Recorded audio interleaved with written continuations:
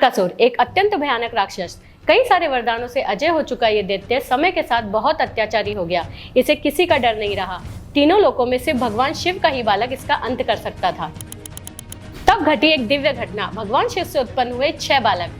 तत्पश्चात माता पार्वती ने जैसे ही 6 बालकों को अपनी बाहों में समेटा, वह सब एक बालक के रूप में आ गए और जन्म हुआ स्कंद यानी कार्तिकेय का, जिसने आगे चलकर तारकासुर का अंत किया। यह कहानी बताती है कैसे हमारे 6 sense touch, taste, smell, sight, hear और हमारा माइंड, और जब तक देवी माँ की कृपा से ये ऊर्जा हमारे पास नहीं होगी तब तक ये सेंसेस अलग अलग दिशाओं में दौड़ते रहेंगे। इस मन को अगर आपने साध लिया तो आप अपने जीवन को मनचाही दिशा दे सकते हैं।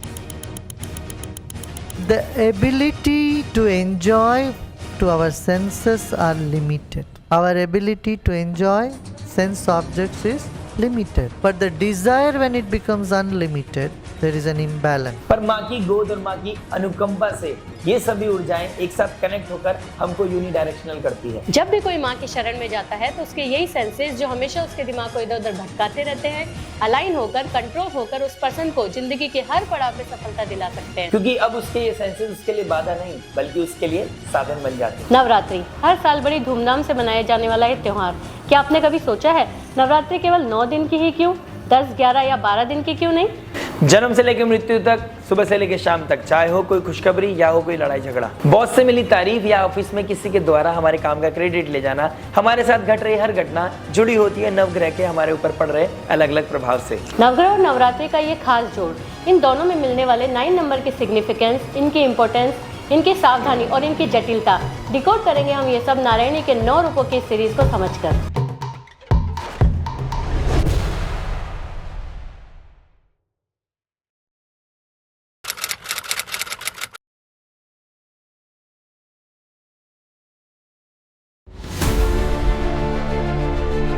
अश्विन माह के शुक्ल पक्ष के शुरुआती 9 दिन माँ को समर्पित शारदीय नवरात्रि के होते हैं। शारदीय नवरात्रि जब शरद ऋतु की दस्तक हमारे घरों पे हो रही होती है, जब सुबह और शाम हल्की हल्की ठंड के आगोश में जाने लगती है, तब ये शारदीय नवरात्रि देश में एक नई ऊर्जा की लहर लेके आती है। जहाँ पश्चिम का गुजरात डूब रहा होता है डांडिया और गरबा में, वहीं सुदूर पूर्व के इलाके बंगाल में सज चुके होते हैं दुर्गा पंडाल। जहाँ बनारस के घाट पे देवी का आह्वान कर हवन हो रहे होते हैं, वहीं माता के जयकारों से मंदिर गुंजायमान उठते हैं। कहीं घाट स्थापना तो कहीं माता की चौकी। भारत का कण कण बस माता की ऊर्जा से प्रफुल्लित हो उठता है। अनंत काल से मनाया जा रहा ये नवरात्रि का पर्व कुछ बताने, कुछ सिखाने और कुछ मिटाने का एक समय है। बस समझना है क्या और कैसे। अगर आप अपने जीवन में किसी ग्रह की दशा महादशा के नेगेटिव इम्पैक्ट से परेशान हैं, तो ये नवरात्रि एक उत्तम समय है अपने जीवन में नेगेटिविटी को कम करने का और अपने जीवन में पॉजिटिविटी को बढ़ाने का। तो चलिए ये सब जानने की कोशिश करते हैं माता के डिफरेंट रूपों से, डिकोड करते हैं 9 रूपों के पीछे छिपा सिंबोलिज्म। आखिर कैसे ये 9 ग्रह माँ के 9 रूपों से जुड़ जाते हैं? 9 रूपों में नारायणी उस परम सत्ता आदि शक्ति का एक ऐसा चित्रण है जो चरणबद्ध तरीके से यानी कि स्टेप वाइज हमें हमारी परेशानियों से लड़कर, उससे जूझकर अंत में सब पे विजय प्राप्त करने का मार्गदर्शन देती है। माता के कन्या रूपी शैलपुत्री के चित्रण से लेकर जीवन के उच्चतम शिखर सिद्धिदात्री तक माता का हर स्वरूप प्रत्येक मानव के विकास और उसके जिंदगी के हर चरण का एक आदर्श चित्रण है। बस जरूरत है इस शानदार चित्रण को अपने जीवन का आदर्श मानकर उन्नति की राह पकड़ने का, अपने नवग्रहों को अपने अनुकूल बनाने का। तो आइए शुरुआत करते हैं।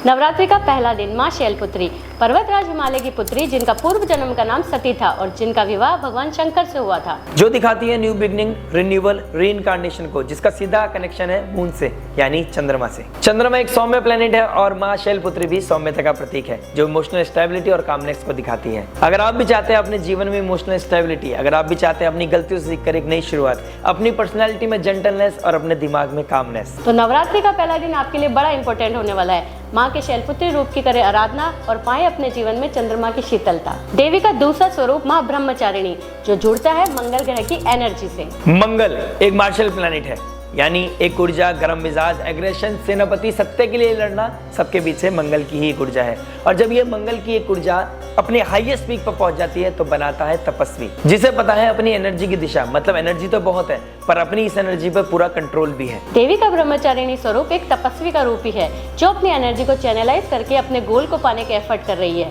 शिव को प्राप्त करने के लिए शक्ति के प्रयास। चाहे किसी कंपटीशन की प्रिपरेशन करने वाला स्टूडेंट हो या कोई प्रोफेशनल स्किल डेवलप करने की हमारी मेहनत, ये सब तभी पॉसिबल है जब हमारी मंगल की एनर्जी चैनलाइज हो, और ये होगा माँ के ब्रह्मचारिणी स्वरूप की आराधना करके। अगर आपका भी कोई ऐसा गोल है तो आपके लिए नवरात्रि का दूसरा दिन बहुत ही इंपॉर्टेंट होने वाला है। नवरात्रि का तीसरा दिन माँ चंद्रघंटा, ये दिखाता है अलग अलग एनवायरनमेंट या माहौल में ढल जाने की हमारी काबिलियत को, यानी कि एडेप्टेबिलिटी। जैसे शिव से विवाह के बाद माता पार्वती ने अपने आप को कैलाश में स्थापित किया था।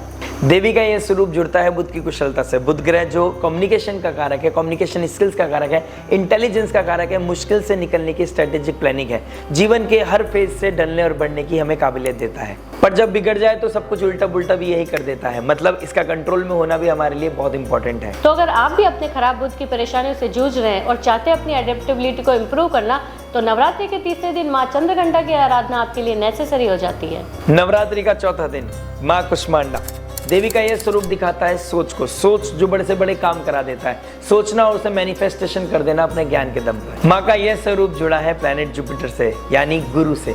गुरु ज्ञान है, गुरु ज्ञान पाने की इच्छा है, गुरु प्रसार है, गुरु एक्सपेंशन है। जिस तरह आदि शक्ति ने माँ कुष्मांडा स्वरूप में संसार की कल्पना की और इस यूनिवर्स का मैनिफेस्टेशन किया, ठीक उसी तरह हर चीज शुरू होती है एक सोच से, जिसमें लगता है हमारी ज्ञान और क्रिएटिविटी का तड़का, और फिर वही मैनिफेस्ट होता है जो हमारी विश थी। तो अगर आप भी रखते हैं कोई बड़ा ख्वाब, बिजनेस को स्टार्टअप करना, कोई एक्सपेंशन करना, कोई और बड़ा काम करना, तो माता के चौथे स्वरूप माँ कुष्मांडा की आराधना करके आप अपनी ड्रीम मैनिफेस्ट करने की ताकत प्राप्त कर सकते हैं। नवरात्रि का पांचवा दिन माँ स्कंद माता, देवी का ये स्वरूप एक माँ का है जिनकी गोद में स्कंद यानी कि कार्तिकेय हैं।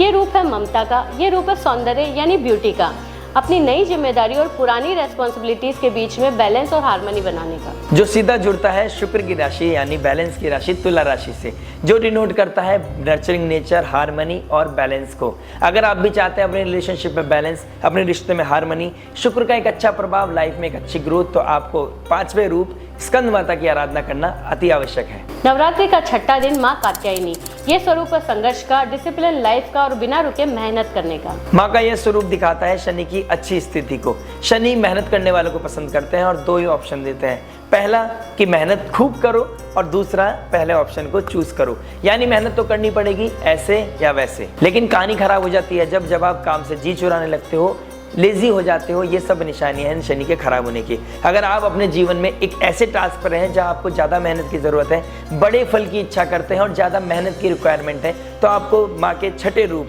माँ कात्यायनी की सेवा करनी चाहिए, उनकी आराधना करनी चाहिए और उनकी कृपा प्राप्त करनी चाहिए। नवरात्रि का सातवां दिन माँ कालरात्रि, देवी को अज्ञानता पे विजय प्राप्त है, इसलिए अज्ञानता के प्रति गधे पर इन्हें सवार दिखाया जाता है। ये स्वरूप है लिमिटेशन ब्रेक करने का, वह पाने का जो दूर है, जो दुनिया की नजरों में इम्पॉसिबल है उसे पॉसिबल करने का। इसलिए ये रूप जुड़ा होता है लिमिटेशंस के बियॉन्ड बात करने वाले प्लैनेट राहु से। राहु वह जानना चाहता है जो छुपा होता है, वह करता है जिससे लोग करने से डरते हैं, इसलिए इसमें रिस्क लेने की कैपेसिटी बड़ी होती है। लेकिन जो जहाँ रिस्क होता है वहीं ट्रांसफॉर्मेशन होता है, जहाँ पर नेगेटिविटी के ऊपर अच्छाई की जीत होती है। अगर आप भी लगे अपने पे कोई टैग, कोई डर या कोई लिमिटेशन से बियॉन्ड ज़्यादा ग्रो करना चाहते हैं, कोई चीज़ हासिल करना चाहते हैं, तो यकीन मानिए माँ कालरात्रि की आराधना पूजन करके आप वो आशीर्वाद प्राप्त कर सकते हैं जिसे पाने की हिम्मत बड़े से बड़े लोगों की नहीं होती। नवरात्रि का आठवां दिन महागौरी, आपने अक्सर देखा होगा झोपड़ी में रहने वाले साधु सन्यासी और कई सिद्ध गुरु महाराज, उनके चेहरे की चमक ऐसी होती है जो कितनी तरह की ब्यूटी क्रीम यूज करके भी नहीं मिल सकती, और इसके पीछे छिपा होता है उनका ऊंचा स्पिरिचुअल लेवल। और इसी की देवी है महागौरी, जिनकी चमक और रेडियंस ब्यूटी के पैमानों से कहीं ऊपर है। एक ऐसा लेवल जब आप मेटेरियलिस्टिक चीज़ों से अलग हो रहे होते हो, जब आपको रुपए पैसा अपनों में कोई खुशी नहीं दिखती और आप ढूंढ रहे होते हो इनर पीस, इनर सोल को। यह कहलाता है डिटैचमेंट, और डिटैचमेंट का मालिक है केतु। केतु बात करता है छोड़ने की, केतु बात करता है कट करने की। और अगर आप अपनी लाइफ में किसी रेत, जेलसी से जुड़े हुए हैं, अगर आपको किसी बात से मन में लगाए बैठे हैं और अगर आप किसी टॉक्सिक रिलेशन से बाहर नहीं निकल पा रहे हैं, तो आपकी लाइफ में केतु का स्ट्रांग होना बहुत ज़रूरी है। और अगर आप महागौरी का आराधना करते हैं, उनकी कृपा प्रार्थना प्राप्त करते हैं, तो आपका केतु प्लैनेट कहीं ना कहीं स्ट्रांग होगा और आप अपनी लाइफ में टॉक्सिसिटी से बाहर निकलने में कामयाब होंगे। नवरात्रि का नवा दिन माँ सिद्धिदात्री, माँ का ये स्वरूप हजारों पंखुड़ियों वाले कमल के फूल पर विराजमान दिखाया गया है, इसलिए 1000 यानी सहस्त्रार चक्र की देवी है सिद्धिदात्री। इसलिए अब जीवन एक सूर्य की तरह जीना है, जो रोज आता है किसी से भेदभाव करे बिना, सभी को अपनी रोशनी देता है, खुद जलता है पर दुनिया को चलने वाली एनर्जी भी देता है। यही कारण है कि सूर्य ग्रहों का राजा है, सीधा सीधा कनेक्ट है माँ के सिद्धिदात्री स्वरूप से। जिस प्रकार सूर्य से एनर्जी आ रही है वो कहीं और से नहीं, उसके अंदर से आ रही है। उसी प्रकार किसी काम को अच्छे से समझ लेने के बाद हम उसमें एक्सपर्टीज हासिल कर लेते हैं, हमारे सारे भेदों को भेद लेते हैं और हम उस लायक बन जाते हैं कि हम आने वाले लोगों की, आने वाली जनरेशन को एक लाइट दे सके। अगर आप भी चाहते हैं किसी सब्जेक्ट में एक्सपर्ट बनना और आप भी चाहते हैं सूर्य की भांति चमकना, तो माँ सिद्धिदात्री के आशीर्वाद के बिना ऐसा कुछ संभव नहीं। उन्हें अपनी अधिष्ठात्री देवी मान अपनी श्रद्धा समर्पित कर दीजिए, उनके चरणों में और उठ जाइए जीवन के हर फील्ड में जिनित यानी टॉप लेवल पर। अपने नवग्रहों को अनुकूल बनाने का ये नवरात्रि एक सुनहरा मौका है। आशा करते हैं आपको ये वीडियो पसंद आया होगा। जाते आते हमारे साथ एक मंत्र का उच्चारण जरूर कीजिएगा। ओम जयंती मंगला काली भद्र काली कपालिनी दुर्गा क्षमा शिवा धात्री स्वाहा सदा नमस्तुते। आप सभी को मेरा हार्दिक अभिनंदन, हार्दिक प्रणाम। जय माता दी।